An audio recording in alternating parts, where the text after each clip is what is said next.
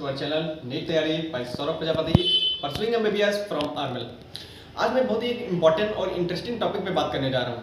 वो टॉपिक है कि मैंने नीट के दौरान कौन कौन से सेक्रीफाइस किए, माई सेक्रीफाइजेस फॉर द नीट। तो सबसे पहली बात मैं करूँगा जो मुझे सेक्रीफाइस करनी पड़ी जैसे ही मैंने नीट की तैयारी शुरू की, वो हर एस्पिरेंट्स को सेक्रीफाइस करनी पड़ती है, वो नीट। क्योंकि जब मैं कोचिंग से आता था तो इसके बाद मुझे रात को लगभग देर रात तक थोड़ा पढ़ना पड़ता था, तो लगभग 2 बजे तक मैं पढ़ता था रात को।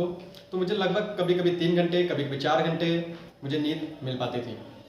तो नींद जरूरी भी था, कम नींद पूरी करना, क्योंकि काफ़ी जो है सिलेबस होता है, काफ़ी चीज़ों फिजिक्स केमिस्ट्री बायो आपको तीनों को हैंडल करना पड़ता है। एक दिन में क्या पढ़ाया गया उसको पढ़ना होता है, इसलिए इससे नींद को मुझे थोड़ा कम करना पड़ा। हालांकि आजकल मैं नीट के सिलेक्शन के बाद मैं काफ़ी नींद ले रहा हूँ। लगभग मैं 9 बजे सो जाता हूँ और सुबह 6:30 बजे मेरी नींद खुलती है। दूसरी चीज़ जो मैंने सेक्रीफाइस की, उससे आप सेक्रीफाइस भी कह सकते हैं या हमारी मेहनत भी कह सकते हैं, वो है साइकिल से। जो हमारी कोचिंग है वो लगभग हमारे घर से स्केटी कोचिंग जो है वो लगभग 15 किलोमीटर है, तो आने जाने का लगभग मैं मान के चल रहा हूँ 25 किलोमीटर मुझे साइकिल चलानी पड़ती थी। तो तीसरा जो सेक्रीफाइस मैंने किया नीट के दौरान, नीट की तैयारी के दौरान, वो था स्मार्टफोन। जो स्मार्टफोन है मैंने ना 10th के बाद लिया ना मैं 12th के बाद लिया। नीट के सिलेक्शन के बाद लगभग after 15 days of NEET selection I got my smartphone. तो हालांकि आजकल तो कक्षा 8 में ही बच्चे आते हैं, उनको जो है स्मार्टफोन दे दिया जाता है। हालांकि मेरा हाई स्कूल का भी अच्छा रिजल्ट था, इंटर में भी हमारे 90 के ऊपर परसेंटेज, लेकिन मैंने स्मार्टफोन से दूरी बनाए रखी, क्योंकि मुझे ज़्यादा आवश्यकता नहीं पड़ती थी। क्योंकि पूरा जो मुझे डाउट्स थे वो मैं कोचिंग में पूछता था। हालांकि अभी मैंने जब रिसेंटली जब मैं सिलेक्शन हुआ जिस साल, उस साल तो मैंने कोचिंग नहीं की थी। इसके बावजूद मुझे काफ़ी कोई ज़रूरत नहीं पड़ी स्मार्टफोन की, और इससे दूरी बनाना ज़रूरी भी है। काफ़ी डिस्ट्रैक्टिव है, काफ़ी आप डिस्ट्रैक्शन इससे आप अगर तैयारी के दौरान आप स्मार्टफोन यूज करेंगे तो काफ़ी डिस्ट्रैक्ट होंगे, इसलिए मैंने इससे खासी दूरी बनाए रखी। जो चौथा जो सेक्रीफाइस जो मैंने किया नीट की तैयारी के दौरान, वो था कि जिनके साथ मैंने इंटर पास आउट किया था, लगभग हमारे सभी फ्रेंड्स से हमारे कांटेक्ट दूर हो गए थे। कुछ एक फ्रेंड्स मिलते भी थे, हमारे घर के आसपास रहते हैं, तो वो कहते थे कि जो हम तुम्हारे फ्रेंड्स हैं वो तुमसे कांटेक्ट नंबर मांग रहे हैं, तो मैंने मना कर देता या टाल देता था। तो इसलिए मैंने काफ़ी दूरी बनाए रखी, क्योंकि उनकी फील्ड्स अलग थी, हमारी फील्ड अलग थी। इसमें मुझे काफ़ी रिस्क लेने पड़ रहे थे, काफ़ी रिस्की डिसीजंस लेने पड़ रहे थे। तो क्योंकि अगर जैसे नीट का सिलेक्शन नहीं हुआ, इसके बाद मुझे फिर तैयारी के लिए जाना है, या जो कॉलेज मिल रहा है जिसमें जैसे वेटरनरी या इसमें एडमिशन मिल रहा है, लें कि ना लें, तो इसमें मुझे काफ़ी पजल महसूस हो रहा था, काफ़ी डिलेमा हो रहा था। तो इसलिए मैं काफ़ी मतलब कि दूर ही रहता था। लेकिन हालांकि नीट के सिलेक्शन के बाद जितने भी हमारे क्लोज फ्रेंड्स थे, मैंने उनसे पर्सनली उनसे मिला, उनको कॉल किया, उनसे बात की, उन्हें भी अच्छा लगा। लेकिन हाँ, हमेशा याद तो आती थी उनकी, लेकिन फिर भी मैंने थोड़ा दूरी रहना ज़्यादा सही समझा नीट की तैयारी के दौरान। ये मेरा चौथा सेक्रीफाइस मैं कह सकता हूँ। पांचवा जो मैंने सेक्रीफाइस किया, वो सेक्रीफाइस था कि वो मैं अहम सेक्रीफाइस मानता हूँ कि नीट की तैयारी के दौरान ही हमारे कई क्लोज रिलेटिव्स, जैसे हमारे बड़े पापा के दोनों लड़कों की शादियाँ हुई, हमारे बुआ के लड़कों की शादियाँ हुई, हमारे बुआ की लड़कियों की शादियाँ हुई, तो मैं उसमें काफ़ी टाइम नहीं दे पाया। हालांकि मैंने अटेंड की, हमने अपने बड़े पापा के लड़कों की शादी अटेंड की, बुआ के लड़कों की तो कर नहीं पाया।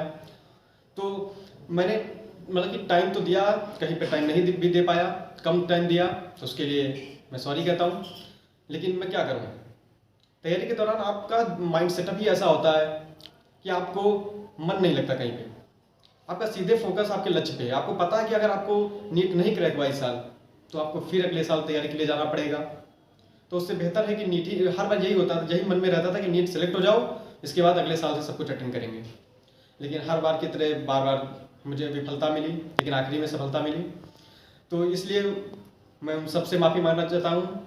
आज हमारे चाचा जी थे, उनकी जो है अभी रिसेंटली शादी हुई थी पिछले फेब में, उसमें हमारे घर के पास ही था, ज़्यादा दूर नहीं था, फिर भी मैं अटेंड नहीं कर पाया, उनसे भी हमारा सॉरी। तो ये हमारा पांचवा सेक्रीफाइस मैं कह सकता हूँ। तो दरअसल बात ये ना कि हम लोग जैसे मीडियम फैमिली के लिए सबसे बड़ी रिस्पॉन्सिबिलिटी होती है सोसाइटी के प्रति। कारण क्या है कि उसको अपने आप को सोसाइटी में प्रूव करना बहुत ज़रूरी है। अगर मैं मान लीजिए एकदम पुअर फैमिली से होता, तो चलिए मैंने अच्छा किया तो ठीक है, और नहीं भी अच्छा किया तो भी कोई कुछ कहने वाला नहीं। लेकिन यहाँ पे आपके ऊपर उंगलियाँ उठेंगी, आपके ऊपर सवाल उठेंगे। इसलिए जितने भी मेरे व्यूवर्स हैं, बहुत से ऐसे होंगे जो मीडियम फैमिली से हैं, उनको मेरा एक सजेशन है।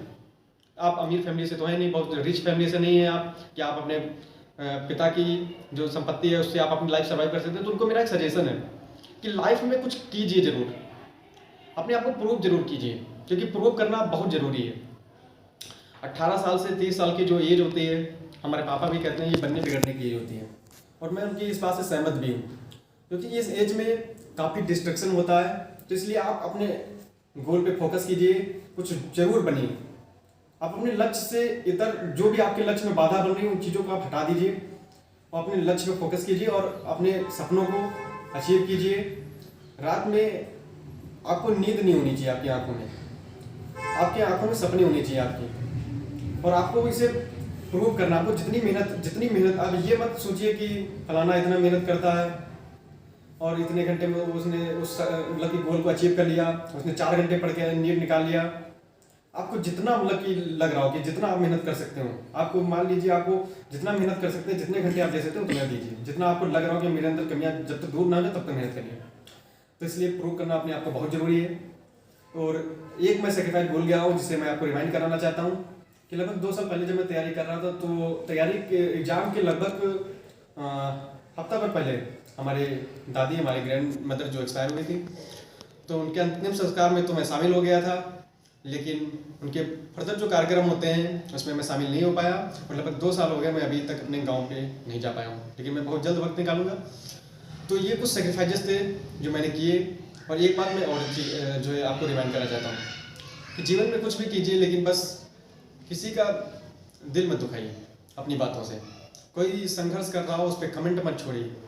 जब मैं साइकिल से जाता था तो एक मेरा क्लोज फ्रेंड था, इंटर उसने हमारे साथ किया था, तो उसने ऐसा हुआ कि उसने मेरा मजाक उड़ाया था, लेकिन मैंने कुछ नहीं उससे बोला था। लेकिन वही है ना कि टाइम चेंज होता है, वक्त का पहिया घूमता जरूर है। इसलिए आपका वक्त है तो आप खुश रहिए, लेकिन बस गर्व नहीं करना है, घमंड नहीं करना है, अभिमान नहीं करना है। और किसी दूसरे का भी वक्त आएगा। इसलिए ये हमारे कुछ सेक्रीफाइसेस थे जिसे मैंने बताया।